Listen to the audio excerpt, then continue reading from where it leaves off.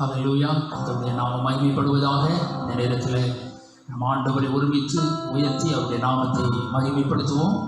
சங்கீதம் 103 சொல்லப்பட்டிருக்கிறது, பூமிக்கு வானம் எவ்வளவு உயரமாக இருக்கிறதோ அவருக்கு பயப்படுகிறவர்கள் மேல் அவருடைய கிருபையும் அவ்வளவு பெரிதாக இருக்கிறது.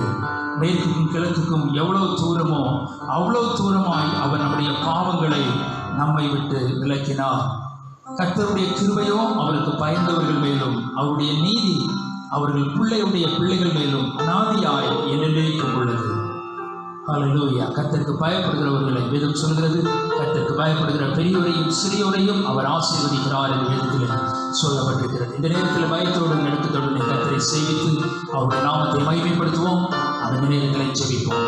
எங்கள் பரலோக பிதாவே, நாங்கள் உங்களுக்கு நன்றி செலுத்துகிறோம், உடைய நாமத்தை மகிமைப்படுத்துகிறோம். நீ சர்வ வல்லமையுள்ள தேவன், நீர் கிருபையுள்ளவர், நீர் இரக்கமுள்ள தேவன். ஆண்டவரே, நீர் துதிகளின் மத்தியிலே வாசம் பண்ணுகிறவர். ஆண்டவரே, நீர் தூயாதி தூயவர், நீர் பரிசுத்தர். ஆண்டவரே, இந்த நேரத்தில் நாங்கள் முழு இதயத்தோடு முழு ஆத்துமாவோடு முழு பலத்தோடு கர்த்தரில் அன்பு கூர்ந்து உம்மை ஆராதிக்க, உம்முடைய நாமத்தை மகிமைப்படுத்த ஆண்டவர் கிருபை தரும்படி ஜெபிக்கிறோம். தேவனுடைய மகிமை நிறைவாய் இறங்கட்டும், தேவனுடைய பிரசன்னம் இறங்கட்டும். இந்த நேரத்தில் உடைய ஜனங்கள் எந்தெந்த இடங்களில் இருந்து கர்த்தரை ஆராதிக்கிறார்களோ அந்தந்த இடங்களிலே பரிசுத்த ஆவியானவர் அவர்களோடு கூட இருந்து ஆண்டவரே, உடைய நாமத்தை அந்த இடத்துல நீர் மகிமைப்படுத்தும்படி நாங்கள் ஜெபிக்கிறோம். ஆண்டவரே, இந்த ஆராதனைகளை கர்த்தர் பொறுப்படுத்திக் கொள்ளுங்க. உடைய ஜனங்களை ஆசீர்வதிங்க. பரிசுத்த ஆவியானவருடைய நிறைவு ஒவ்வொரு மேலும் ஆண்டவரை நிறைவாய் இறங்கும்படி நாங்கள் ஜெபிக்கிறோம். எங்களை உங்களுடைய கரத்தில் ஒப்புக் கொடுக்கிறோம். உங்களுடைய நாமம் மகிமைப்படட்டும். எல்லா துதிகன மகிமை யாவை நாங்கள் உமக்கே செலுத்துகிறோம். இரட்சகர் இயேசுவின் நாமத்தில் ஜெபிக்கிறோம் நல்ல பிதாவே, ஆமென். ஸ்தோத்திர பாடலை பாடி நேரத்தில் நாம் கர்த்தரை மகிமைப்படுத்துவோம். தேவனே, நீர் சகலம் செய்ய வல்லவர். தேவனே, உமக்கு ஒப்பான தேவன் யார் என்று சொல்லப்பட்டிருக்கிற இந்த பாடலை பாடுவோமாக. அவருக்கு ஒப்பான தேவன் இந்த உலகத்திலே யாரும் இல்லை. அதே அந்த எண்ணத்தோடு பாடி ஆண்டவருடைய நாமத்தை மகிமைப்படுத்துவோம். ஸ்தோத்திரம்.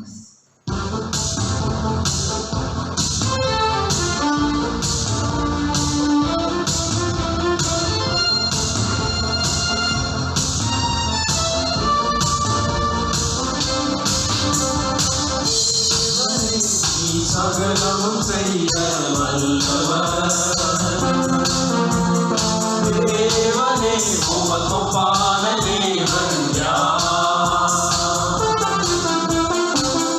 தேவனே, நீ சகலமும் செய்ய வல்லவர். தேவனே, உமக்கு ஒப்பான தேவன் யார்?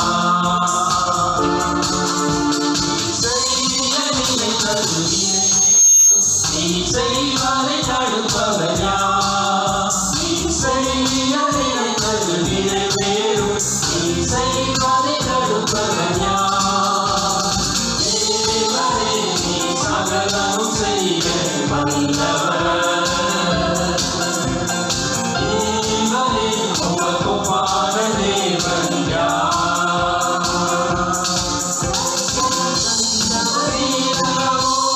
தவறாமல் நிறைவேற்றி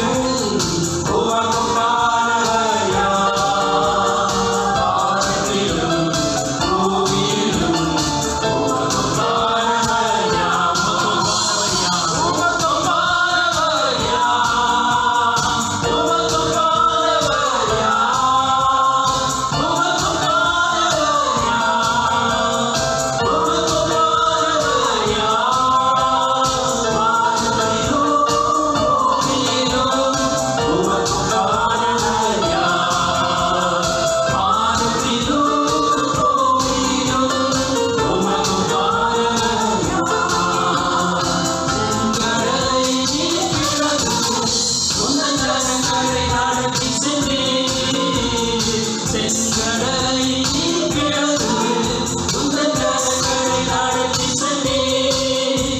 நீர் நல்லவர், சர்வ வல்லவர், என்று வாக்கு மாறாதவர். நீர் நல்லவர், சர்வ வல்லவர், என்று வாக்கு மாறாதவர். உமக்கொப்பானவர் யார்? உமக்கொப்பானவர் யார்? உமக்கொப்பானவர் யார்? உமக்கொப்பானவர் யார்? வானத்திலும் பூமியிலும் உமக்கொப்பானவர் யார்? வானத்திலும் பூமியிலும் உமக்கொப்பானவர் யார்? உலகெங்கும் உணவார் உந்தன் கரங்களை போஷிப்பீரே. உலகெங்கும் உணவார் உந்தன் கரங்களை போஷிப்பீரே. உம்மை போல யாருமே எங்கள் கரங்களை நேசிப்பீரே. உம்மை போல யாருமே எங்கள் கரங்களை நேசிப்பீரே. உமக்கொப்பானவர் யார்? உமக்கொப்பானவர் யார்? உமக்கொப்பானவர் யார்? உமக்கொப்பானவர் யார்? வானத்திலும் பூமியிலும் உமக்கொப்பானவர் யார்? வானத்திலும் பூமியிலும் உமக்கொப்பானவர் யார்? மலையை நீ பிளந்து உந்தன் கரங்களை தாழ்த்தினீர். கன்மலையை நீ பிளந்து உந்தன் கரங்களை தாழ்த்தினீர். உன்னாமம் அதிசயமோ, இன்னும் அற்புதம் செய்திடுவீர். உன்னாமம் அதிசயமோ, இன்னும் அற்புதம் செய்திடுவீர். உமக்கொப்பானவர் யார்? உமக்கொப்பானவர் யார்? உமக்கொப்பானவர் யார்? உமக்கொப்பானவர் யார்? வானத்திலும் பூமியிலும் உமக்கொப்பானவர் யார்? வானத்திலும் பூமியிலும் உமக்கொப்பானவர் யார்? ஹalleluya. நம்ம எல்லாரும் கர்த்தரை ஸ்தோத்திரிப்போமாக. ஹalleluya. நம்முடைய வாயிலை திறந்து நாம் சத்தத்தை உயர்த்தி அவருடைய நாமத்தை மகிமைப்படுத்துவோம். ஹalleluya, ஹalleluya, ஹalleluya. அவர் வானத்திலும் பூமியிலும் அவர் மேலான தேவன் என்று சொல்லி வேதத்திலே சொல்லப்பட்டிருக்கிறது.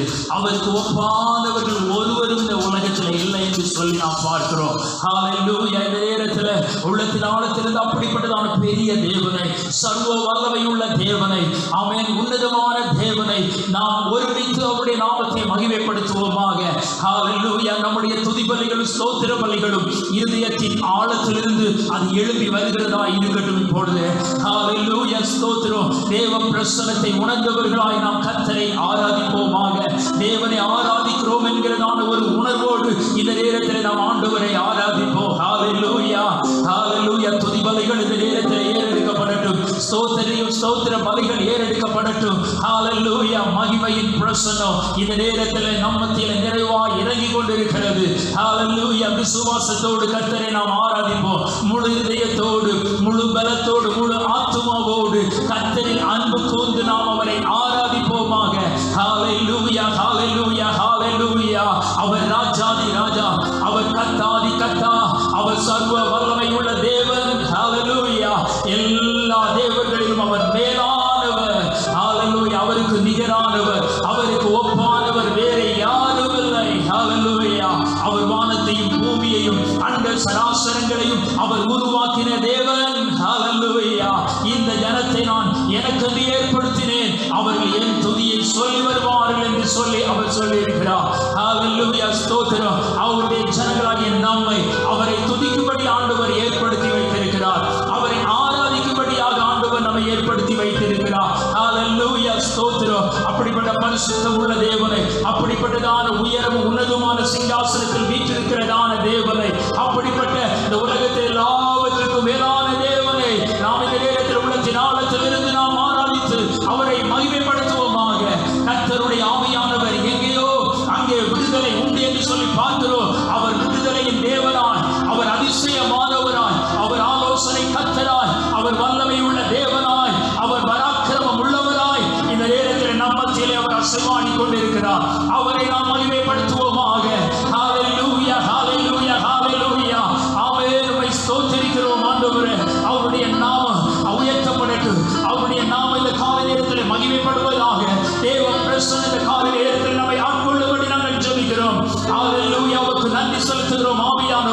உம்முடைய நாமத்தை நாங்கள் மகிமைப்படுத்துகிறோம். ஹalleluya ஹalleluya ஹalleluya ஹalleluya. ஆமென். உமக்கு நன்றி செலுத்துகிறோம். வேதத்திலே பார்க்கிறோம். ஆமென். ஒரு சில ராஜாக்கள் ஆமென் யுத்தத்திற்கு முன்பாக கர்த்தரை பாடும்படியாக கர்த்தரை ஆராதிக்கும்படியாக ஆண்டவர் கர்த்தர் ஜனங்களை ஆண்டவர்கள் ஏற்படுத்தின போது தேவனுடைய மகிமை தேவனுடைய பிரசன்னம் இறங்கினது. யுத்தத்திலே அங்கே ஜெயம் உண்டானது என்று சொல்லி பார்க்கிறோம். நமக்கு ஜெயம் கொடுக்கிற தேவன் அவர், நமக்கு விடுதலையை கொடுக்கிற தேவன். ஹalleluya. உண்மையாய் கர்த்தரை சேவிக்கும் போது, உண்மையாய் கர்த்தரை ஆராதிக்கும் போது, பயத்தோடு நடுக்கத்தோடு அவரை சேவிக்கிறதான நேரத்தில் பரிசுத்த ஆவியாகிய தேவன் அந்த இடத்துல அவர் பலத்த காரியங்களை செய்கிற தேவனாய் அவர் காணப்படுகிறார். ஹalleluya. விசுவாசத்தோடு ஆண்டவரை ஆராதிப்போம். ஒரு எதிர்பார்ப்போடு கர்த்தரை ஆராதிப்போம். அவர் மகிமையின் தேவன். ஹalleluya. அவர் கிரியை செய்கிற தேவன். அவரால் செய்யக்கூடாத அதிசயமான காரியம் ஒன்றுமில்லை. ஹalleluya. எல்லாவற்றையும் செய்ய அவர் வல்லமை உள்ளவர். எல்லாவற்றையும் செய்ய அவர் போதுமான தேவன். ஹalleluya ஹalleluya ஹalleluya. இந்த நேரத்தில் தேவ சமூகத்தில் விடுதலையோடு கர்த்தரை தொடர்ந்து ஆராதிப்போமாக. ஹalleluya. உமக்கு நன்றி செலுத்துகிறோம் ஆண்டவரே. ஆராதிக்கிற நேரத்திலே தேவன் விடுதலையை கொடுக்கிறவர். ஆராதிக்கிற தேவனின் நேரத்திலே தேவன் அற்புதங்களை செய்கிறவர். ஆராதிக்கிற நேரத்திலே தேவன் அதிசயங்களை செய்கிறவர். ஹalleluya ஹalleluya. தேவைகளை சந்திக்கிற தேவன் அவர். ஆமென். ஸ்தோத்திரம். ஆராதிக்கிற நேரங்களில் நாம் இந்த நாட்களில் எதிர்பார்த்திருக்கிற காரியங்களை நமக்கு செய்ய அவர் வல்லமை உள்ள தேவனாக இருக்கிறார். நாம் ஆராதிக்கிற நேரத்தில் துக்கத்தோடு பாரத்தோடு நம்முடைய வாழ்க்கையில் நடக்காதா என்று எதிர்பார்த்து கொண்டிருக்கிற காரியங்களை நம்முடைய வாழ்க்கையில் அவர் செய்ய வல்லமை உள்ள தேவனாக இருக்கிறார். அவருக்கு அது லேசான காரியம். அவர் சொல்ல ஆகும். அவர் கட்டளையிட நிற்கும். ஹalleluya. விசுவாசிக்கிறவர்களுக்கு ஆகும். அவரை நம்பி இருக்கிறவருடைய ஜனங்களுக்கு உண்மையாய் அவரை சேவிக்கிறவர்களுக்கு அது ஆகும். அவர் எல்லாவற்றையும் செய்ய வல்லமை உள்ள தேவன். ஹalleluya. நன்றியோடு ஸ்தோத்திரிக்கிறோம் ஆண்டவரே. அதிகாரியே உமக்கு நன்றி செலுத்துகிறோம் ஆண்டவரே. உம்முடைய பிரசன்னத்துக்காக உமக்கு நன்றி ஆண்டவரே. ஹalleluya. உமக்கு ஸ்தோத்திரம். மகிமை நிறைவாய் இருக்கட்டும்.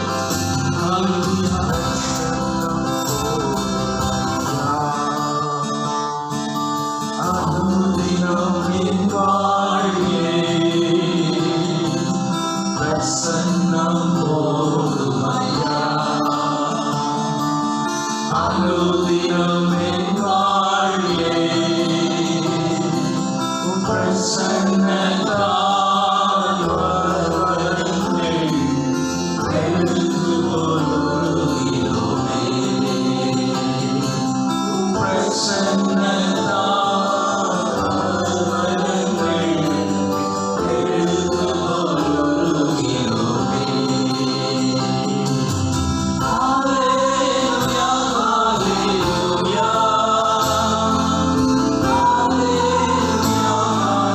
Hallelujah.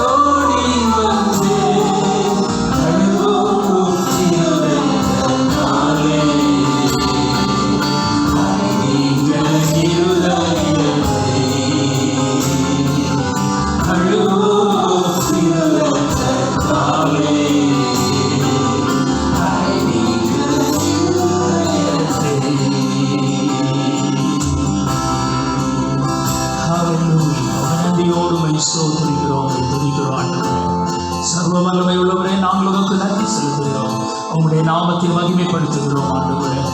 நீர் உயர்ந்தவர், சிறந்தவர், நீர் உன்னதமான தேவன். ஹல்லேலூயா, ஹல்லேலூயா, ஹல்லேலூயா. நாங்கள் உமக்கு நன்றி செலுத்துகிறோம் ஆவியானவரே. தொடர்ந்து பரிசுத்த ஆவியானவர் எங்களோடு பேசுகிறாங்க. நீர் இடைவெளியாக நீர் கிரியை செய்கிறாங்க. உங்களுடைய வேத வசனங்களை நாங்கள் ஆராய்ந்து பார்க்க, உங்களுடைய வேத வசனத்தின் வெளிச்சத்தில் கர்த்தருடைய ஆவியானவர்களை நடத்தும்படி நாங்கள் ஜெபிக்கிறோம். உங்களுடைய வசனங்களுடைய கால்களுக்கு தீபமும் எங்களுடைய பாதைக்கு வெளிச்சமாக இருக்கிறபடி நான் உமக்கு நன்றி ஆண்டவரே. நீர் எங்களோடு பேசுகிறாக தகப்பனே. உங்களுடைய கிருபை எங்களோடு கூட இருப்பதாக ஆண்டவரே உமக்கு நன்றி செலுத்துகிறோம். உங்களுடைய சத்தத்தை கேட்கிற ஒவ்வொருவரையும் ஆண்டவர் ஆசீர்வதிங்கப்பா. ஹல்லேலூயா. அவருடைய வசனத்தை அனுப்பி நீர் எங்களை விடுதலை ஆக்குகிறவர், எங்களை குணமாக்குகிற தேவன். நாங்கள் உமக்கு நன்றி செலுத்துகிறோம். நாளில் ஆண்டவருடைய கிருபை உங்களுடைய ஜனங்கள் மேல் தங்கி இருக்கட்டும் ஆண்டவரே. ஆண்டவருடையதான பிரசனமும் பாதுகாப்பு ஒவ்வொரு மேல் இருக்கும்படி நாங்கள் ஜெபிக்கிறோம். நாங்கள் சபையாரை ஆசீர்வதிக்கிறோம். ஒவ்வொரு கேட்கிற ஒவ்வொருவரையும் ஆசீர்வதித்து நாங்கள் ஜெபிக்கிறோம். இந்த நாளில் ஆண்டவர் தேசத்தில் ஆண்டவர்களுக்கு பெரிய இரக்கத்தை கட்டளையிடுவீராக. இந்த கொள்ளை நோயானது ஆண்டவரை முழுவதும் ஆண்டவரை தேசத்தை விட்டு நீங்கி போகும்படி கர்த்தர் உதவி செய்வீராக. இனி ஒரு அலையிற நிலைமை வராதபடிக்கு ஆண்டவரை முற்றிலுமாய் கர்த்தர் ஆண்டவரை நீக்கி போடுங்க. அவருடைய நாமத்தை மகிமைப்படுத்துங்கப்பா. நீ பெரிய காரியங்களை செய்யும்படி நாங்கள் ஜெபிக்கிறோம் ஆண்டவரை. நசரேயனாகிய இயேசுவின் நாமத்தினாலே நாங்கள் ஜெபிக்கிறோம் ஆண்டவரை. கர்த்தர் மாறாதவர், நீர் உண்மை உள்ளவர் ஆண்டவரே. அப்ப பெரிய காரியங்களுடைய சமூகத்தில் எதிர்பார்க்கிறோம். தொடர்ந்து வசனங்கள் மூலம் எங்களோடு பேசும். ரட்சகர் இயேசுவின் நாமத்தில் ஜெபிக்கிறோம் நல்ல பிதாவே, ஆமென். கர்த்தருடைய நாமம் மகிமைப்படுவதாக. தொடர்ந்து நாம் வேத வசனங்களை இந்த நேரத்தில் தியானிப்போமாக. இவ்வளவு நேரம் நாம் ஆண்டவரை விடுதலையோடு துதித்து அவருடைய நாமத்தை மகிமைப்படுத்த தேவன் தந்த கிருபைகளுக்காய் அவரை நன்றியோடு ஸ்தோத்திரிக்கிறேன். வேதவசனத்தை நாம் தியானிப்போம். ஆதியாகமத்தின் புஸ்தகம் 49வது அதிகாரம் 22வது வசனம். ஆதியாகமம் 49வது அதிகாரம் 22வது வசனம். யோசேப்பு கனி தரும் செடி என்று சொல்லி அங்கே சொல்லப்பட்டிருக்கிறது. அதற்கு கீழேயும் யோசேப்பு குறித்து சொல்லப்பட்டிருக்கிறது. ஆனால் முக்கியமாகவே இந்த நேரத்தில் இந்த ஒரு வார்த்தையை குறித்து சில காரியங்களை நாம் தியானிக்கலாம். யோசேப்பு கனி தரும் செடி என்று சொல்லி அங்கே சொல்லப்பட்டிருக்கிறது. ஒரு செடி என்று நாம் பார்க்கும்போது செடியில் ஒரு கனி மாத்திரமல்ல, ஒரு செடி என்று பார்க்கும்போது அதில் அநேக கனிகள் இருக்கும். செடியில் எப்போதுமே நம்ம ஒரு கனி யாரும் எதிர்பார்க்க மாட்டோம். செடியில் கனிகள் அதிகமாக இருக்க வேண்டும் என்று சொல்லி நாம் எதிர்பார்ப்போம். வேதத்தில் யோசேப்பை குறித்து சொல்லப்பட்டிருக்கிறது. யோசேப்பு கனி தரும் செடி அப்படின்னு சொல்லப்பட்டிருக்கிறது. இப்போ யோசேப்பு கனி கொடுக்கிறவன். கனி கொடுக்கிறவன் என்று சொன்னால் ஏதோ ஒரு சில கனிகள் அல்ல. அவனுடைய வாழ்க்கையில் செடி என்று சொல்லப்படுகிறதுனால ஏராளமான கனிகள் அவனுடைய வாழ்க்கையில் அடங்கி இருக்கிறது என்பதை வேத வசனங்களின் மூலமாக நாம் அறிந்து கொள்ள முடிகிறது. அவன் யோசேப்பு கனி தரும் செடி. அந்த செடியில் ஏராளமான கனிகள் இருக்கிறது. ஆண்டவருடைய நாமம் மகிமைப்படுவதாக.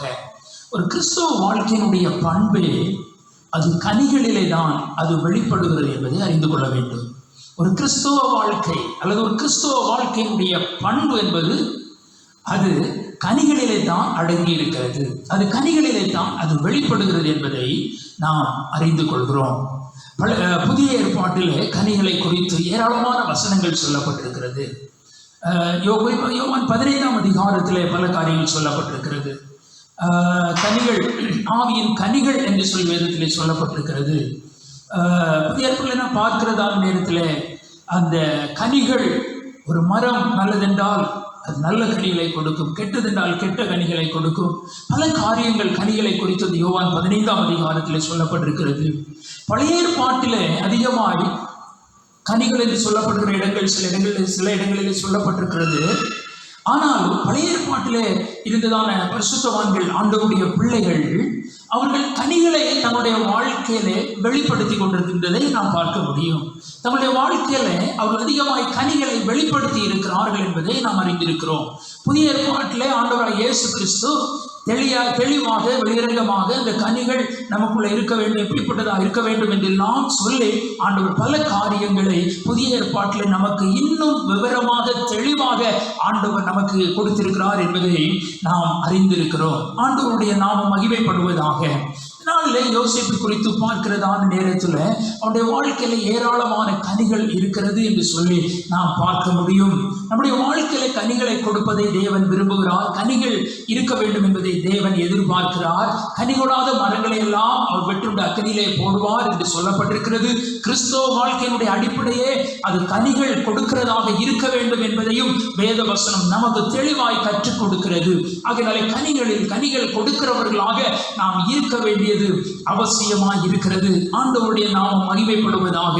அந்த கனிகள் என்று சொல்லும் போது நம்மிடத்திலிருந்து வெளிப்படுகிறதான நம்முடையதான கேரக்டர், நம்முடைய குணாதிசயங்கள், நம்முடைய செயல்கள் எல்லாமே ஆண்டவர் மகிமைப்படக்கூடியதாய், தேவன் விரும்புகிறதாய், அது வசனத்துக்கு ஏற்ற பிரகாரமாக அது இருக்க வேண்டியது அவசியமாய் இருக்கிறது. ஆண்டவருடைய நாமம் மகிமைப்படுவதாக.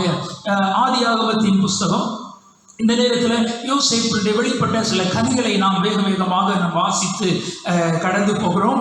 ஆதியாகமம் 37வது அதிகாரம் 2வது வசனத்தில் நாம் பார்க்கிறதான நேரத்தில் முதலாவது நாம் பார்க்கும்போது யோசேப்பு அவனுடைய காணப்பட்ட கனிகளிலே ஒன்று என்னவென்று சொன்னால் ஒரு கள்ளக்கபடற்றவனாக யோசேப்பு இருக்கிறான். ஒரு கள்ளக்கபடு கிடையாது. ஆதியாகமம் 37:2 பார்க்கும்போது அவன் தன்னுடைய சகோதரர்களுடையதான அந்த துன்மார்க்கமான வாழ்க்கையை, அவர்கள் செய்கிற தவறான காரியங்கள் ஒரு கபடற்ற இருதயத்தோடு தன்னுடைய தகப்பனிடத்தில் சொல்லிட்டே வருவான். இன்னைக்கு பொதுவாக பார்த்தீங்கன்னா சின்ன பிள்ளைகள் அதுகளுக்கு எதுவும் மறைத்து வைக்க தெரியாது, எதையும் கண்ட்ரோல் பண்ண தெரியாது. அதுகள் அப்படி எது சொல்லணும்னு தோணுது அப்படியே சொல்லிவிடுவார்கள். அவர்களுக்கு எதை சொல்ல வேண்டும் சொல்லக்கூடாது என்கிறதான நிதானம் அந்த பிள்ளைகளுக்கு இருக்காது. சிறு பிள்ளையை போல ஒரு கபடற்ற இருதயத்தோடு அவன் அந்த காரியத்தை செய்து கொண்டு வந்தான். 37ஆம் அதிகாரம் 6வது வசனத்திலிருந்து பார்க்கும்போது அவன் கண்டதான சொப்பனத்தை குறித்து, அவன் கண்டதான அந்த சொப்பனங்களை தன்னுடையதான சகோதரர்களுக்கு, பெற்றோர்களுக்கு அவன் அறிவிக்கிறவராக அங்கே காணப்படுகிறதை நாம் பார்க்கிறோம். அப்போ அவர் கபடற்றதான ஒரு நிலைமையில அவன் காணப்படுகிறான். அப்போ நான் பார்க்கிறதான நேரத்தில் அவருக்கு கபடற்ற ஒரு இருதயம் யோசேப்புக்கு காணப்பட்டது என்று சொல்லி நாம் பார்க்கிறோம். அடுத்ததாக நாம் பார்க்கிறதான நேரத்தில் யோசேப்பினுடைய வாழ்க்கையில அவன் மிகவும் தாழ்மை உள்ளவனாக, ஒரு தாழ்மையின் சிந்தை உடையவனாக யோசேப்பு காணப்படுகிறான். வேதத்தில் வாசிக்கும் போது ஆதியாகமம் 39வது அதிகாரம் 2-3 வசனங்களை வாசிக்கும் போது கர்த்தர் யோசேப்போடு இருந்தார், அவன் காரிய சித்தி உள்ளவனானான், அவன் எகிப்தியனாகி தன் எஜமானுடைய வீட்டில் இருந்தான், கர்த்தர் அவனோடு இருக்கிறார் என்றும் அவன் செய்கிற யாவையும் கர்த்தர் வாய்க்க பண்ணுகிறார் என்று அவன் எஜமான் கண்டு என்று சொல்லப்பட்டிருக்கிறது. அவனுடைய வாழ்க்கையில அவன் தாழ்மை உள்ளவர். அவன் செய்கிற காரியம் எல்லாவற்றையும் ஆண்டவர் வாய்க்க பண்ணுகிறார். குறிப்பாக இது போத்திபாருடைய வீட்டில் நடக்கிறதான காரியம். அங்கே அவன் செய்கிற எல்லா காரியத்தையும் சக்சஸ்ஃபுல்லாக ஆண்டவர் மாற்றிக்கொண்டே இருக்கிறார். எதை செய்தாலும் அதில் வெற்றி, தோல்வியே இல்லை. அவன் எந்த காரியத்தை செய்தாலும் அது எந்த ஒரு தடங்களும் இல்லை. ஆண்டவர் எல்லா காரியத்தையும் அவன் செய்தது எல்லாவற்றையும் ஆண்டவர் வாய்க்கப்பட்டார். அதனால அவன் மேன்மை பாராட்டல, அதனால அவன் பெருமை கொள்ளல. அதை குறித்து அவன் ஒருபோதும் அவன் தன்னை மெச்சி கொள்கிறதான ஒரு நிலைமை வேதத்தில் எழுதப்படவில்லை. அது மாத்திரமல்ல, அது 39ஆம் அதிகாரம் 6வது வசனத்தில் பார்க்கிறதான நேரத்தில் அவன் மிகுந்த அழகுள்ளவன் என்று வேதத்தில் சொல்லப்பட்டிருக்கிறது. ஆகையால் வேதத்தில் சொல்லப்பட்டிருக்கிறான் மிகுந்த அழகுள்ளவனாக அவன் காணப்பட்டான். அவன் யோசிப்பு அழகான ரூபமும் சௌந்தரிய முகமும் உள்ளவனாயிருந்தான் என்று சொல்லப்பட்டிருக்கிறது. அப்போ அவன் மிகுந்த அழகுள்ள, அவனை பார்க்கிறவங்க அவன் அட்ராக்ட் பண்ணக்கூடிய அளவில் அவன் அழகுள்ளவனாயிருக்கிறான். அதை குறித்து அவன் மேன்மை பாராட்டல. உலகத்தில் பார்த்தீங்க அப்படின்னு சொன்னால் மனுஷனுடையதான இயல்பு எப்படி இருக்கும் அப்படின்னு சொன்னால், ஒரு காரியம் சிறப்பாக நமக்கு இருக்கும் அப்படின்னு சொன்னால் நம்ம அறியாமலே நமக்கு ஒரு பெருமை வரும், மேன்மை வரும். அதை மற்றவர்களுக்கு காட்டி கொள்வதற்கு நாம் முயற்சி எடுப்போம். மற்றவர்களுக்கு முன்பாக நம்மிடத்தில் எது சிறந்ததா இருக்கிறதோ அது நம்மளிடத்தில் அதிகமா இருக்கிறதை போல நம்ம அதிகமா அதை வெளிப்படுத்துவதற்கு நம்ம முயற்சி பண்ணுவோம். எதன் அடிப்படையில? அது ஒரு பெருமை நம்முடைய வாழ்க்கையில. இந்த கேரக்டர் இருக்கல, என்னுடைய இந்த காரியத்தை நான் சக்சஸ்ஃபுல்லா செய்கிறேன் அப்படி இருக்கிற காரியத்தை பார்க்கும்போது நம்முடைய பெருமையை வெளிப்படுத்துவதற்கு நம்ம முந்திக் கொள்கிறோம். எந்த காரியம் நம்ம இடத்துல இல்லையோ அந்த காரியத்தை பல நேரங்களில் நம்ம மற்றவர்கள் நம்ம எது நினைத்து விடக்கூடாது என்று சொல்லி நம்ம அறியாமலேயே ஒரு தாழ்வு மனப்பான்மை உண்டாகி பல நேரங்களில் அதெல்லாம் இல்லையே என்று சொல்லி நமக்குள்ள நாம நொந்து கொள்கிற அனுபவங்களும் இருக்கிறத குறித்து ரொம்ப எக்ஸ்போஸ் பண்றோம், மேன்மை பாராட்டுறோம். இல்லாதது குறித்து நம்ம ரொம்ப தாழ்வு மனப்பான்மை, ஒரு இன்பீரியாரிட்டி காம்ப்ளெக்ஸ் உடையவர்களாக குறுகி போகிறதான ஒரு நிலைமையில காணப்படுகிறோம். தேவனுடைய பிள்ளைகளாகி நமக்கு அப்படிப்பட்டதான ஒரு காரியம் இருக்கவே கூடாது. எந்த நிலைமையில இருக்கிற சமச்சீராக ஒரு பேலன்ஸாக இருக்க நம்ம கற்றுக்கொள்ளணும். சிறந்ததா இருந்தால் அது குறித்து ரொம்ப நம்ம மேன்மை பாராட்டுவதற்கு நமக்கு ஒண்ணும் இல்லை. ஒண்ணு இல்லாம போனா கூட அதை குறித்து நம்ம தோய்ந்து போவதற்கு அல்லது நம்ம தாழ்வு மனப்பான்மை கொள்வதற்கு எந்த அவசியமும் இல்லை. ஏன்னா நம்ம ஒண்ணு கொண்டு வந்ததும் இல்லை, நம்ம ஒண்ணு கொண்டு போகிறதும் இல்லை. எல்லா ஆண்டவர் நமக்கு கொடுக்கிறது. இந்த உலகத்துல வாழும்போது நம்ம சக்சஸ்ஃபுல்லா வாழ்வதற்கு, நம்ம ஆசீர்வாதமா வாழ்வதற்கு எதை தேவன் கொடுத்திருக்கிறாரோ அதை வைத்துக் கொண்டு நாம் மனரமியமா இருக்க கற்றுக்கொள்ள வேண்டும். அதை வைத்துக் கொண்டு சந்தோஷமாய் ஆண்டவரை மகிமைப்படுத்த நம்முடைய வாழ்க்கையில நாம் கற்றுக்கொள்ள வேண்டியது அவசியமா இருக்கிறது. இங்க யோசேப்புடைய வாழ்க்கையில அவன் செய்கிற எல்லா காரியத்தையும் ஆண்டவர் வாய்க்க பண்ணுகிறார். எதை எடுத்தாலும் அவனுடைய வாழ்க்கையில தோல்வி இல்லை, எதை எடுத்தாலும் அவனுடைய வாழ்க்கையில வெற்றி. போத்திபார் வீட்டில் அதை பார்க்க முடிகிறது. ஆனால் ஒருவேளை நம்ம நினைக்கலாம், அவனுடைய வாழ்க்கையில் எவ்வளவு கஷ்டம் துன்பம் இருக்கும். இதெல்லாம் தேவன் அனுமதித்த காரியங்கள். அப்படிப்பட்டதான காரியங்களில் எல்லாவற்றிலும் அவன் பொறுமையா இருந்தான் என்று சொல்லி நம்ம பார்க்கிறோம். அவனுடைய வாழ்க்கையை குறித்த ஒரு மேன்மை அவனுக்கு இல்லை. தன் அழகை குறித்து அவன் ஒருபோது மேன்மை பாராட்டவில்லை. அதை குறித்து அவன் பெரிதாக ஒன்றும் அவன் யோசிக்கிறதில்லை. அப்போ எந்த இதெல்லாம் இருந்தாலும் அவனுடைய வாழ்க்கையில அவன் தாழ்மையோடு அவன் காணப்பட்டான் என்று சொல்லி நாம் பார்க்கிறோம்.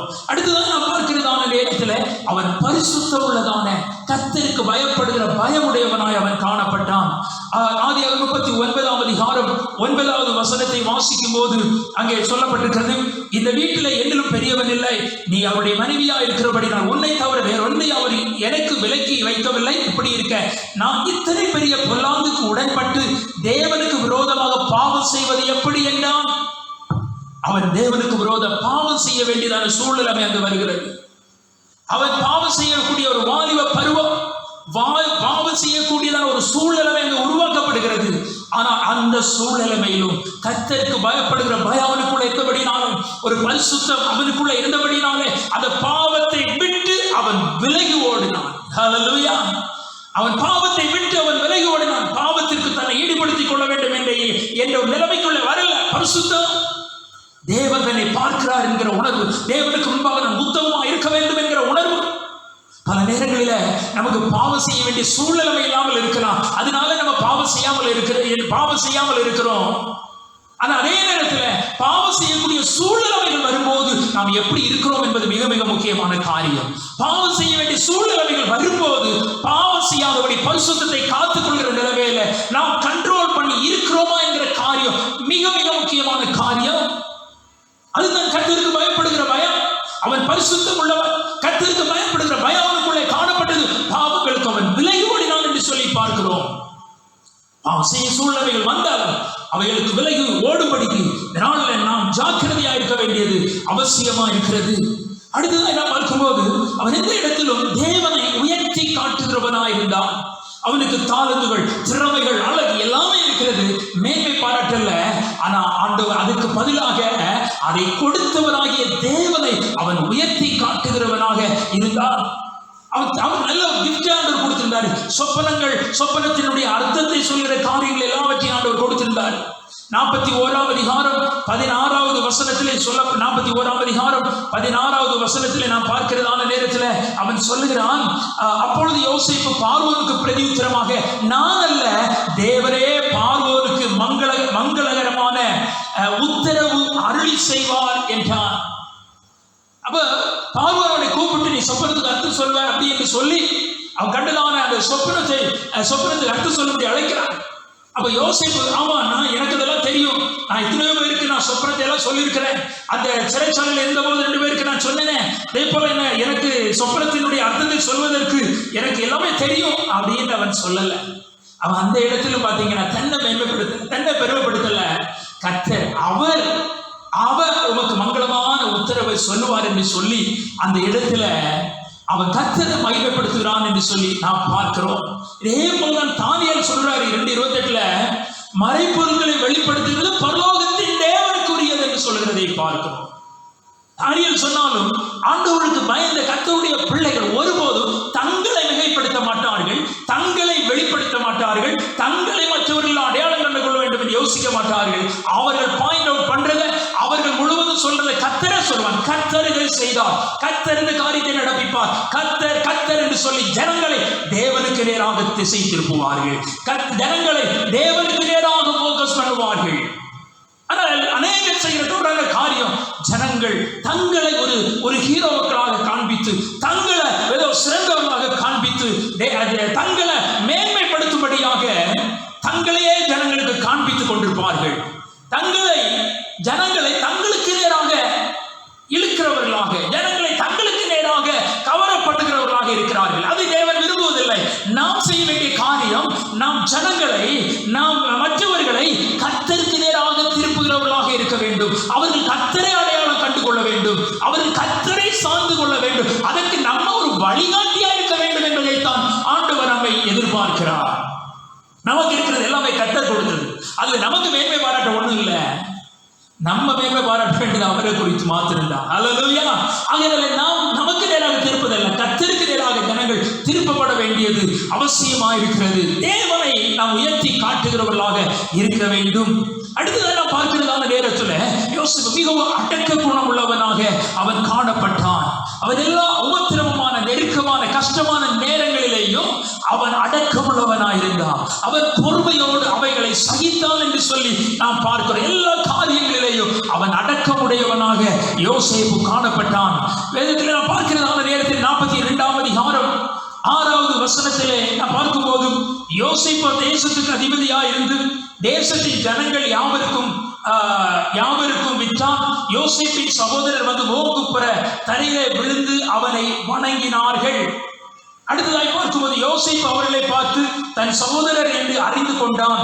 அறிந்தும் அறியாதவன் போல கடினமாய் அவர்களோட பேசி, நீங்கள் எங்கே இருந்து வந்தீர்கள் என்று கேட்டான். அதற்கு அவர்கள் கானான் தேசத்திலிருந்து தானியம் கொள்ள வந்தோம் என்றார்கள். யோசேப்பு அவர்களை தன் சகோதரர் என்று அறிந்தும் அவர்கள் அவனை அறியவில்லை. இப்போ அவனை அடையாளம் கண்டுகொள்ளவில்லை. அவர் வந்து அவனை வணங்குகிறார்கள். ஆனால் யோசேப்பு அவர்களை அடையாளம் கண்டுகொண்டார். உடனே வந்துட்டாங்க, என்னை குளிர போட்டவங்க, என்னை விற்றவங்க, உபத்திரவப்படுத்தினவங்க, என்னை கொல்ல வகை தேடினவங்க, இவங்களை கொன்றுவேன் என்று சொல்லி அவன் தீர்மானம் எடுக்கல. அவன் அடக்கம் உடையவனாயிருந்தான். அவன் பொறுமையோடு கூட இருந்தான். அவனுக்கு ஒரு சகிக்கிற தன்மை, சகித்துக் கொண்டிருந்தான் என்பதை நாம் அறிந்திருக்கிறோம். அவன் அடக்கம் உள்ளவனாயிருந்தான். அது மாத்திரமல்ல, அதோடு சேர்ந்து அவன் மன்னிக்கிறவனாயும் இருந்தான். இதெல்லாம் அவனுடைய கனிகள், அந்த ஒரு செயலில் இருக்கிற கனிகள். அவன் மன்னிக்கிறவனாக அவன் இருந்தான். ஆதியாகமத்தின் புஸ்தகம் 45வது அதிகாரம் 1வது வசனத்திலிருந்து வாசிக்கும் போது, அப்பொழுது யோசேப்பு தன் அருகே நின்ற எல்லாருக்கும் முன்பாக தன்னை அடக்கி கொண்டிருக்க கூடாமல் யாவரையும் என்னை விட்டு வெளியே போக பண்ணுங்கள் என்று கட்டளையிட்டான். யோசேப்பு தன் சகோதரருக்கு தன்னை வெளிப்படுத்துகையில் ஒருவருக்கும் அவன் அருகில் நிற்கவில்லை. அவன் சத்தமிட்டு அழுதான். அதை எகிப்தியர் கேட்டார்கள், பார்வோனின் வீட்டாரும் கேட்டார்கள். யோசேப்பு தன் சகோதரரை பார்த்து, நான் யோசேப்பு, என் தகப்பனார் இன்னும் உயிரோடு இருக்கிறாரா என்றான். அவனுடைய சகோதரர் அவனுக்கு முன்பாக கலக்கமுற்றிருந்ததினாலே அவனுக்கு உத்தரம் சொல்லக்கூடாமல் இருந்தார்கள். அப்பொழுது யோசேப்பு தன் சகோதரனை நோக்கி, என் கிட்டே வாருங்கள் என்றான். அவர்கள் கிட்டே போனார்கள். அப்பொழுது அவன், நீங்கள் எகிப்துக்கு போகிறவர்களிடத்தில் விற்று போட்டு உங்கள் சகோதரனை யோசேப்பு நான் தான், அதனால உங்களை கொண்டு போடுவேன்னு அவன் சொல்லல. அவர்களை மன்னித்தான். ஹல்லேலூயா. அவன் கையில அவனுக்கு வாய்ப்பு கிடைச்சது. எப்படி தாவீதுக்கு சவுலை கொல்வதற்கு வாய்ப்பு கிடைச்சது, அவன் கொல்லாம விட்டானோ, அதுபோல யோசேப்பு தன்னுடைய சகோதரரை அழிப்பதற்குரிய வாய்ப்பு கிடைத்தும் அவன் அவர்களை ஒண்ணுமே செய்யல. அவன் அவர்களை மன்னித்தான் என்று சொல்லி பார்க்கிறான். அவர்களிடத்துல மன்னித்தது மாத்திரம் அவன் மன்னிக்கிறான். அதாவது அவன் மன்னிக்கிறது மாத்திரமல்ல, அடுத்ததாக நான் பார்க்கிறதான நேரத்தில் அவன் மற்றவர்களை ஆறுதல் படுத்துகிறவனாக இருக்கிறான். கலங்கி துவண்டு போயிருந்த அவன் ஆறுதல் படுத்துகிறான். 45ஆம் அதிகாரம் 5வது வசனத்தை வாசிக்கும் போது பார்ப்போம் என்றால், என்னை இவ்விடத்தில் மறுபடி விற்று போட்டதினால் நீங்கள் சஞ்சலப்பட வேண்டாம், அது உங்களுக்கு விசனமா இருக்கவும் வேண்டாம். ஜீவ ரட்சனை செய்யும்படிக்கு தேவன் என்னை உங்களுக்கு முன்னே அனுப்பினார். 7வது வசனத்தை வாசிக்கும் போது, பூமியிலே உங்கள் வம்சம் ஒழியாமல் இருக்க உங்களை ஆதரிக்கிறதற்காகவும் பெரிய ரட்சிப்பினால் உங்களை உயிரோடு காப்பதற்காகவும் தேவன் என்னை உங்களுக்கு முன்னே அனுப்பினார். அவர்களை தைரியப்படுத்த, அவர்களை ஆறுதல் படுத்துகிறான். அவர்களை கொஞ்சம் கூட புண்படுத்தல, வேதனைப்படுத்தல, பயப்படுத்தல. நீங்க இதெல்லாம் செஞ்சீங்க இல்ல, அநியாயம் பண்ணீங்க இல்ல, அக்கிரமம் பண்ணீங்க இல்ல, எனக்கு இப்படி எல்லாம் செஞ்சீங்க இல்ல, நீங்க அதனால அழகாக சொல்லுறான், நீங்க அதனால சஞ்சலப்பட வேண்டாம், நீங்க அதனால விசனமா இருக்கவும் வேண்டாம், கவலையே படாதீங்க. அவன் என்ன சொல்றான்? ஜீவரட்சனை செய்யும்படிக்கு தேவன் உன்னை உங்களுக்கு முன்னால என்னை அனுப்பினார் அப்படின்றான். பாருங்க, அவன் பழிக்கு பழி வாங்கி இருக்கான். எது வேணாலும் செய்யலாம். ஒரு உயர்ந்த பதவியில் அவன் இருக்கிறான். அவன் எதுவுமே செய்யல, கவலைப்பட, அவங்களுக்கு ஆறுதல் படுத்துறான். கம்ஃபோர்ட், சஞ்சலப்படாதீங்க, நீங்க கவலைப்படாதீங்க, அழகான வார்த்தை சொல்ல, சஞ்சலப்படாதீங்க என்று சொல்லலாம், விசனப்படாதீங்க அப்படின்னு சொல்லலாம். அவர்களை ஆறுதல் படுத்துகிறவனாக யோசிப்பு காணப்படுகிறான். சில நேரங்களில் நமக்கு விரோதமாய் வேலை யார் செய்தாலும், நம்முடைய குடும்பத்தில் உள்ளவர்கள் மற்றவர்கள் யார் செய்தாலும், பல நேரங்களில் நம்ம தகுந்த நேரம் பார்த்துட்டே இருப்போம். பழிக்கு பழி வாங்குறதுக்கு, அவர்கள் வேதனைப்படுத்துறதுக்கு, சஞ்சலப்படுத்துறதுக்கு நம்ம நேரம் பார்த்துக்கிட்டே இருப்போம். அல்லது அவருக்கு ஏதாவது ஒன்று நடந்துட்டேன்னா நம்ம அதுல சந்தோஷப்பட்டு பூரிச்சு மகிழ்ந்துருவோம் நம்ம. ஆனா தேவன் அதை விரும்பல. இங்க நம்ம பார்க்கிறோம், அந்த நேரத்துல அவன் சந்தோஷப்பட்டு கணிக்கூறல, அவர்களை ஆறுதல் படுத்துகிறவனா இருக்கிறதை நாம் பார்க்கிறோம். வாழ்க்கையில் அப்படிப்பட்டதான நிலைமையில இருக்கிறவர்கள், அப்படிப்பட்ட சூழ்நிலையிலையும் தேவனைத்தான் நாம் வெளிப்படுத்த வேண்டியது அவசியமா இருக்கிறது. அது மாத்திரமல்ல, அவன் அன்பு கூறுகிறவனாக காணப்பட்டான். 45வது அதிகாரம் 15வது வசனத்தை வாசிக்கும் போது அங்கு சொல்லப்பட்டிருக்கிறது, பின்பு தன் சகோதரர் யாவரையும் முத்தம் செய்து அவர்களையும் கட்டி கொண்டு அழுதான். அதற்கு பின் அவர் சகோதரர் அவனோடு சம்பாஷித்தார்கள். அவன் அவர்களை நேசித்தான், வெறுத்து ஒதுக்க வேண்டியவன் அவர்களை கட்டி பிடிச்சு அவர்களை முத்தமிட்டு அவன் அழுதான் என்று சொல்லப்பட்டிருக்கிறது. எவ்வளவு அன்பு கூறுகிறது ஆன ஒரு இருதயம் பாருங்க. அவனுடைய பழைய கதையை யோசிச்சிருந்தான்னா, இன்னைக்கு நான் பட்ட கஷ்டம், குழியில போட்டாங்க, விற்றாங்க, மீதியாவே இருக்கு, சிறைச்சாலையில நான் பட்ட கஷ்டம், இத்தனை வருஷம் சிறைச்சாலையில இருந்தேன், அதை எல்லாமே யோசித்திருப்பான். அவன் யோசித்து மானசீகமா செயல்பட்டிருப்பான்னா என்ன நடந்திருக்கும் யோசித்து பாருங்க. ஆனா அதுக்கு மாறாக அவன் அவர்களிடத்தில் அன்பு கூர்ந்து அவர்களை கட்டி அணைத்து அவன் முத்தமிட்டு அழுதான் என்று சொல்லி வேதத்தில் சொல்லப்பட்டிருக்கிறது. யோசேப்பு தன்னுடைய வாழ்க்கையில் அவன் அன்பு கூறுகிறவனாக அவன் காணப்பட்டான் என்று சொல்லி பார்க்கிறோம். அந்த கனித்தல் செடி என்று சொல்லும்போது இந்த ஒரே செடியில் ஏராளமான கனிகளை நாம் பார்த்து கொண்டு வந்திருக்கிறோம். அவனுடைய வாழ்க்கை முழுவதும் கனிகள் நிறைந்ததாய் காணப்படுகிறது. நான் பொதுவாக சொல்லுவோம், யோசேப்பு கஷ்டப்பட்டான், அதனால அவன் உயர்த்தப்பட்டான். அவன் உயர்த்தப்பட்ட இந்த காரியத்தை நாம் அதிகமாய் பார்க்கிறோம். உண்மைதான், நல்லது. ஆனால் அந்த உயர்வு அது தேவனால் வந்தது உண்மை. அந்த உயர்வு எதற்காக கர்த்தர் ஏற்படுத்தினார் என்று சொன்னார், தன்னுடைய ஜனங்களை காத்துக் கொள்ளும்படியாக. தேவனுடைய ஒரு பெரிய பிளான், தேவனுடைய ஒரு பெரிய திட்டம் அதுக்குள்ள அடங்கி இருக்கிறது. நம்ம பொதுவாக எப்பவுமே எப்படி எடுத்துக்கொள்ளும் அப்படின்னு சொன்னா, யோசிக்கலாம், அவன் கஷ்டப்பட்ட நேரங்கள்லாம் அவன் உண்மையா இருந்தா ஆண்டவர் அவனை உயர்த்தினான். அந்த உயர்வை தான் நம்ம மேலானதாக எப்பவுமே வைக்கிறோம். உயர்த்தப்பட்ட ஆசீர்வதிக்கப்பட்டான், அதே போல நம்ம உயர்த்தப்படும் ஆசீர்வதிக்கப்படுவோம். ஆனா அதுக்குள்ள இருக்கிற தேவ திட்டத்தை நம்ம விளங்கி கொள்ளணும், அதுக்குள்ள இருக்கிற தேவ சித்தத்தை நம்ம விளங்கி கொள்ளணும். தமக்கென்று ஏற்படுத்தின ஜாதி, அந்த ஆபிரகாமின் சந்ததியை கர்த்தர் நிலைநிறுத்தும்படிக்கு, அந்த ஆபிரகாமின் சந்ததியை ஆண்டவர் தேசத்துக்கு அடையாளமாக வைக்கும்படியாக, அந்த சந்ததி ஒரு ஆசீர்வதிக்கப்பட்ட சந்ததியா, உலகத்தில் எல்லாருக்கும் தேவனை ரெப்ரசன்ட் பண்ணுகிற ஒரு சந்ததியா அவர்கள் இருக்கும்படிக்கு ஆண்டவர் அவர்களை நிலைநிறுத்த, பாதுகாக்க ஆண்டவருடைய திட்டம் அதுக்குள்ள இருந்தது என்பதை நாம் சரியாக விளங்கிக் கொள்ள வேண்டும். யோசேப்பு தான் மாத்திரம் உயர்த்தப்பட்டு ஏதோ ஆசீர்வதிக்கப்பட்டேன் என்று சொல்லி ஆண்டவரை துதித்துக் கொண்டு போவதற்கு அல்ல. அதுக்கு உள்ள பெரிய பிளான் என்னன்னா, அவருடையதான ஒரு ஜனம் அங்கே பாதுகாக்கப்பட்டு தேசத்திலே சாட்சியாய் நிலைத்து நிற்பதற்கு தேவன் யோசேப்பை கொண்டு வந்தார் என்பதை நாம் தெளிவாக அறிந்து கொள்ள வேண்டும். இந்த நாளில் ஒரு குறுகிய மனப்பான்மையோடு நாம் இருப்போம் என்றால், ஆண்டவர் நம்மை ஆசீர்வதித்தார், ஆண்டவனை ஆசீர்வதித்தார், ஆண்டவனை உயர்த்திட்டாரு, ஆண்டவர் எனக்கு நன்மைகளை கட்டளையிட்டார் என்று சொல்லி நம்ம பெருமைப்பட்டுக் கொள்வதற்கு அல்ல. ஆண்டவர் ஆசீர்வதித்தார் அப்படின்னு சொல்லி அதை நம்ம சுயநலமாக அதை அனுபவித்து சுயநலமாக ஆண்டவரை ஏதோ வாயினால ஸ்தோத்திரங்களை சொல்லி அல்லது சில காணிக்கைகளை கொடுத்து சுயநலமான ஒரு நிலைமையில ஆண்டவரை ஆசீர்வதித்தார் என்று பூரிப்பாய் போவதற்கு அல்ல.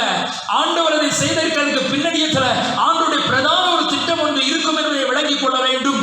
ஆண்டவருடைய பிரதான ஒரு நோக்கம் அதற்குள்ள இருக்கும் என்பதை நாம் தெளிவாக விளங்கிக் கொள்ள வேண்டும். ஆகையினால சுயநலமாக நம்முடைய நன்மையை மாத்திர நாம் யோசித்ததை முடித்துக் கொள்ளாதபடிக்கு அதற்குள்ள தேவன் வைத்திருக்கிற அந்த பெரிய திட்டம் என்ன என்பதை விளங்கிக் கொண்டு அவருக்காய் நாம் செய்ய வேண்டிய காரியங்களை செய்ய வேண்டியது மிக மிக முக்கியமான காரியம். அதை செய்தால் மாத்திரம்தான் தேவனுடைய பிளான், தேவனுடைய திட்டம் அங்கு பூரணமாய் நிறைவேற்றப்படும் என்பதை நாம் அறிந்து கொள்ள வேண்டும். இல்லாவிட்டால் சுயநலத்திற்காக நாம் எதிர்பார்த்த சில காரியங்களை அனுபவித்து அதோட நம்முடைய திட்டம் முடிந்து போயிற்று என்று சொல்லி ஒருவேளை நாம் அதை முடித்துக் கொள்கிறவர்களாக இருப்போம். இல்லை, தேவன் நம்மை ஆசீர்வதிப்பதற்கு உயர்த்துவதற்கும் சில நோக்கங்களை ஆண்டவர் வைத்திருக்கிறார். அவருடைய நாம மகிமைக்காக அநேக ஜனங்களுக்கு ஆசீர்வாதமாய் இருக்கும்படிக்கு, அநேக ஜனங்களுக்கு முன்பாக இயேசு கிறிஸ்துவை நாம் பிரசித்த பண்ணும்படிக்கு, அநேகருக்கு முன்பாக அநேக ஜனங்களுக்கு நாம் ஆசீர்வாதமாய் இருக்கும்படிக்கு தேவன் பலத்த பெரிய திட்டங்களை நமக்குள்ளே வைத்திருக்கிறார் என்பதை நாம் தரிசனத்தில் அவைகளை கண்டுகொள்ள வேண்டும், அவைகளை அடையாளம் கண்டு கொள்ள வேண்டும், அவைகளை நம்முடைய வாழ்க்கையில வெளிப்படுத்த வேண்டும், அவைகள் நம்முடைய வாழ்க்கையில நிறைவேற வேண்டும். அதற்காக நம்முடைய வாழ்க்கையில நாம் மிக ஜாக்கிரதை உள்ளவர்களாக இருக்க வேண்டியது அவசியமா இருக்கிறது. இன்னைக்கு உலக நன்மைகளை மாத்திரம் நம்பி இருக்கிறவர்கள் ஆண்டவரை உயர்த்தினர், ஆசீர்வதித்தார் போதும் என்று சொல்லி அந்த சில நன்மைகளுக்கு பின்னாலே சென்று விடுவார்கள். தேவன் அதை எதிர்பார்க்கவில்லை. அந்த நன்மைகள் அல்ல, அந்த நன்மைகளுக்கு அப்பாற்பட்ட தேவ திட்டம் ஒன்று இருக்கிறது என்பதை விளங்கிக் கொண்டு எதற்காக ஆண்டவரை ஆசீர்வதித்தார், ஆண்டவர் எதற்காக இந்த கிருபைகளை தந்திருக்கிறார், ஆண்டவர் எதற்காக இந்த அபிஷேகத்தை தந்திருக்கிறார், ஆண்டவர் எதற்காக இந்த வல்லமைகளை எனக்கு தந்திருக்கிறார், என்னை பிரஸ்தாபப்படுத்துவதற்கு அல்ல, எனக்கு நான் சம்பாதிப்பதற்கு அல்ல, என்னை உயர்த்தி காண்பிப்பதற்கு அல்ல, அதற்கு அப்பாற்பட்டு தேவனை மகிமைப்படுத்த, தேவனுடைய நோக்கங்களை நிறைவேற்ற, தேவனுடைய திட்டங்களை நம்முடைய வாழ்க்கையில வெளிப்படுத்த, அவருக்காக எழுதி பிரகாசிக்க, அவருடைய நாமத்தை உயர்த்த, ஜனங்களை அவர் பக்கமாய் திரும்ப பெரிய நோக்கங்கள், பெரிய திட்டங்களை தேவன் நம்முடைய வாழ்க்கையில வைத்திருக்கிறார் என்பதை நாம் மறந்து போகக்கூடாது. அந்த திட்டங்கள் நம்முடைய வாழ்க்கையில நிறைவேறும்படிக்கு இந்த நாட்களில் ஜாக்கிரதையாய் நாம் இருக்க வேண்டும். சுயநலவாதிகளாக அல்ல, ஏதோ நமக்காக நாம் வாழ்ந்து கொண்டிருப்பது தேவனுக்காக, தேவனுடைய நோக்கத்திற்காக, தேவனுடைய திட்டத்திற்காக. அதை ஆண்டவர் நம்மிடத்தில் எதிர்பார்க்கிறார். ஆகையால் நம்முடைய எண்ணங்கள், நோக்கங்கள் எல்லாம் ஆண்டவர் நமக்கு கொடுக்கிற ஆசீர்வாதங்கள், நன்மைகள் எல்லாவற்றிலையும் சந்தோஷப்படலாம், மகிழ்ந்து கழிகூறலாம், அனுபவிக்கலாம், தவறில்லை. ஆனால் அதற்கு பின்னணியத்தில் இருக்கிறதான தேவனுடைய நோக்கத்தை நிறைவேற்றுவர்களாக இருப்போம் என்றால் தேவன் மிகவும் சந்தோஷப்படுகிறவராக இருப்பார். அல்லேலூயா. தேவன் நம்மை குறித்து மிகவும் நிறைவுள்ளவராக இருப்பார். தேவன் நம்மை குறித்து உத்தம உண்மையுள்ள ஊழியக்காரனே என்று சொல்லக்கூடிய அளவில் நம்ம தேவ திட்டத்தை நம்ம நிறைவேற்றுகிறவர்களாக நம்ம காணப்படுவோம். ஆகையினால ஒரு குறுகிய சுயநல பார்வையை விட்டு விலகி கூர்மையான தொலைநோக்கு பார்வையோடு கூட தேவன் வைத்ததான அந்த திட்டத்தின் பார்வையோடு கூட நம்முடைய ஆவிக்குரிய வாழ்க்கையை அமைத்துக் கொள்வோம். அநேகருக்கு ஆசீர்வாதமாய் மாறுவோம். நம்மை கொண்டு தேவன் செய்ய வேண்டிய காரியங்கள் நிறைவேற்றப்படுவதற்கு நம்மை ஒப்புக் கொடுப்போம். அதன் மூலமாய் தேவன் நம்மை ஆசீர்வதிப்பார். அதற்கென்று நம்மை சமர்ப்பிப்போம். ஒரு கனி தரும் செடியாக நிலைத்து நிற்போமாக. அந்த செடியாகி நம்மள ஏராளமான கனிகள் வெளிப்படட்டும், ஏராளமான கனிகள் வெளிப்படட்டும். தேவன் அதை நம்முடைய வாழ்க்கையை எதிர்பார்க்கிறார். அப்படிப்பட்ட காரியங்களை செய்வதற்கு நம்மை ஒப்புக் கொடுப்போம். ஆண்டவர் நம்மை ஆசீர்வதிப்பார். ஆமென். கண்களை மூடி நாம் ஜெபிப்போம். எங்கள் பரலோக பிதாவே, உமக்கு நன்றி செலுத்துகிறோம். யோசேப்பு கனி தரும் செடி என்று சொல்லி வேத வசனத்திலே சொல்லப்பட்டிருக்கிறது. ஆண்டவரே, நீர் கிருபையாயிருக்கிற தேவன். ஆண்டவரே, யோசேப்புடைய வாழ்க்கையில் ஏராளமான கனிகள் இருந்தது. அந்த வாழ்க்கையில ஏதோ சில உயர்வான ஒரு பதவி, உயர்வான நிலைமையில் வந்துட்டாங்க ஆண்டவரை முடிப்பதற்காக அல்ல, அதற்கு பின்னணியில் இருக்கிற தேவ திட்டங்களுடைய வாழ்க்கையில நிறைவேறுவதற்கு ஆண்டவரே நீர் கிருபை செய்தபடியால் உமக்கு ஸ்தோத்திரம். ஆண்டவரே, எங்களுடைய வாழ்க்கையில மிகுந்த கனிகளை நாங்கள் கொடுக்கும்படிக்கு கர்த்தர் எங்களை வழி நடத்தும். ஆண்டவரே, அது எங்களுடைய மேன்மைக்காக, உயர்வுக்காக ஆண்டவரே மாத்திரமல்ல ஆண்டவரே, அதற்கு பின்னணியத்தில் இருக்கிற தேவனுடைய திட்டங்கள் எங்களுடைய வாழ்க்கையை நிறைவேறுவதற்கு என்று சொல்லி ஆண்டவரே எங்களை நாங்கள் ஒப்பு கொடுத்து அந்த திட்டம் நிறைவேறுவதற்கு என்று சொல்லி எங்களை சமர்ப்பிக்க எங்களுக்கு கிருபை தாரும். அந்த திட்டம் எங்களுடைய வாழ்க்கையை நிறைவேறுவதால் உடைய நாம மகிமைப்படட்டும். தேவன் கொடுத்த கிருபைகள் எங்களுடைய வாழ்க்கையில் இந்த நாட்களில் உடைய நாம மகிமைக்காக அவைகள் வெளிப்படுத்தப்படும்படி ஜெபிக்கிறோம். எங்களை முற்றிலுமாக உடைய கரத்தில் ஒப்புக் கொடுக்கிறோம். சத்தியத்தை கேட்ட ஒவ்வொருவரையும் ஆண்டவர் ஆசீர்வதிப்பீராக. ஒவ்வொரு கனி கொடுக்கிறவர்களாகவும் அந்த கனிகள் தேவன் தம்முடைய வாழ்க்கையில வைத்திருக்கிற அந்த திட்டங்களை நிறைவேற்றி முடிக்கிறவர்களாகவும் காணப்பட ஆண்டவர் கிருபை செய்தருளும்படி ஜெபிக்கிறோம். எங்களை தாழ்த்தி உடைய கரத்தில் ஒப்புக் கொடுக்கிறோம். இரட்சகர் இயேசுவின் நாமத்தில் ஜெபிக்கிறோம் நல்ல பிதாவே, ஆமென். என் ஆத்துமாவே கர்த்தரை ஸ்தோத்திரி, என் முழுமையுடைய பரிசுத்த நாமத்தை ஸ்தோத்திரி. என் ஆத்துமாவே கர்த்தரை ஸ்தோத்திரி, அவர் செய்த சகல உபகாரங்களையும் மறவாதே. ஆமென். God bless you. கர்த்தர் உங்களை ஒவ்வொருவரையும் ஆசீர்வதிப்பார். ஆமென்.